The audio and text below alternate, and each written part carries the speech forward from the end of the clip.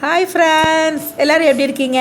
இன்றைக்கி சண்டே சமையல் என்னன்னு பார்த்தீங்கன்னா, மதுரை ஸ்டைலில் வந்து மட்டன் கோலா உருண்டை செஞ்சு காட்ட போகிறேன். அது எப்படி செய்யுதுன்னு உங்களுக்கு நான் காட்டுறேன். இதுக்கு வந்து பார்த்திங்கன்னா 300 கிராம் அளவுக்கு மட்டன் கைமா எடுத்து வச்சுக்கோங்க. அது 2 தடவை நல்லா வாஷ் பண்ணிவிட்டு தண்ணி இல்லாமல் நல்லா பிழிஞ்சு எடுத்து வச்சுக்கோங்க. அது ஒரு மிக்ஸி ஜாரில் போட்டு தேவையான அளவு பார்த்திங்கன்னா ஒரே ஒரு பெரிய வெங்காயம், ஒரு பச்சை மிளகாய் அதையும் வந்து அது போட்டுருங்க. அதுக்கப்புறம் 1 ஸ்பூன் வந்து ஜீரகம் போட்டுக்கோங்க.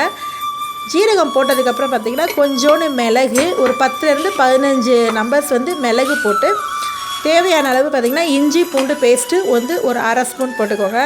இதோடு சேர்த்து பார்த்திங்கன்னா மட்டன் கைமாக்கு தேவையான அளவு வந்து உப்பு சேர்த்துக்கிறணும்.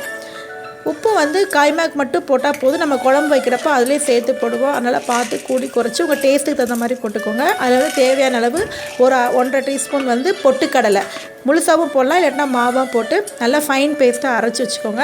இதில் வந்து பார்த்திங்கன்னா ஒரு பெரிய வெங்காயம் சின்னதாக கட் பண்ணி வச்சுருக்கேன், அது கருவேப்பிலை போட்டு நல்லா பால் மாதிரி நல்லா உருட்டி வச்சுக்கோங்க. சின்ன சின்ன உருண்டைகளாக வந்து உருட்டி வச்சுக்கோங்க. அதுக்கப்புறம் எண்ணெயில் போட்டு நல்லா கோல்டன் ப்ரௌன் ஆகிற வரைக்கும் நல்லா டீப் ஃப்ரை பண்ணி நல்லா எடுத்து வச்சுக்கணும். நல்லா கொஞ்சம் சிம்லேயே கொஞ்சம் வேக அப்போ தான் வந்து மட்டன் கொஞ்சம் நல்லா வேகும்.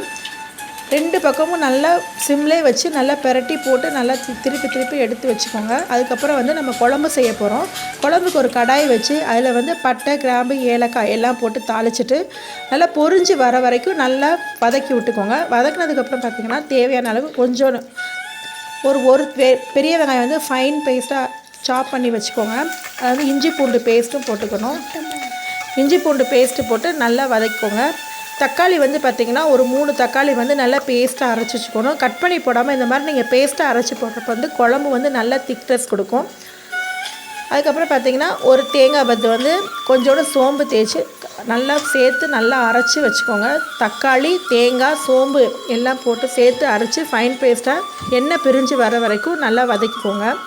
இப்படி வதக்கிறப்ப பார்த்திங்கன்னா உங்களுக்கு நல்லா ஸ்மெல்லும் நல்லாயிருக்கும், குழம்பும் நல்லா திக்னஸ் கொடுக்கும். அதுக்கப்புறம் பார்த்திங்கன்னா ஒரு 2 ஸ்பூன் வந்து வீட்டில் அரைச்சி குழம்பு மிளகாத்தூள், 1 ஸ்பூன் மட்டன் மசாலா, 1/2 ஸ்பூன் வந்து கரம் மசாலா, இது வந்து இந்த பேஸ்ட்டோட வந்து நல்லா எண்ணெய் பிரிஞ்சு வர வரைக்கும் நல்லா வதக்கி விட்டுக்கோங்க.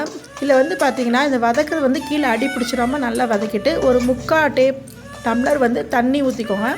தண்ணி ஊற்றுறப்ப பார்த்திங்கன்னா நல்லா குழம்பு பச்சை வாடை போய் நல்லா ஸ்மெல்லு கமகமன்னு வரும். இப்போ நம்ம ஏற்கனவே வந்து பொரிச்சு வச்சுருக்கோம் இல்லையா கோலா உருண்டை, அதையும் இதில் போட்டு குழம்பு கொதிச்சோடனே சிம்மில் வச்சு போட்டு எடுத்திங்கன்னா மதுரை ஸ்டைலில் மட்டன் கோலா உருண்டை ரெடி ஆயிரும். நீங்களும் வீட்டில் கண்டிப்பாக செஞ்சு பாருங்கள். வீடியோ பிடிச்சா லைக் பண்ணுங்கள், ஷேர் பண்ணுங்கள், கமெண்ட் பண்ணுங்கள், மறக்காமல் சப்ஸ்கிரைப் பண்ணுங்கள். கேபி ஃப்ளாஸ்க்கு கண்டிப்பாக உங்களோட சப்போர்ட் கொடுங்க. பாய்.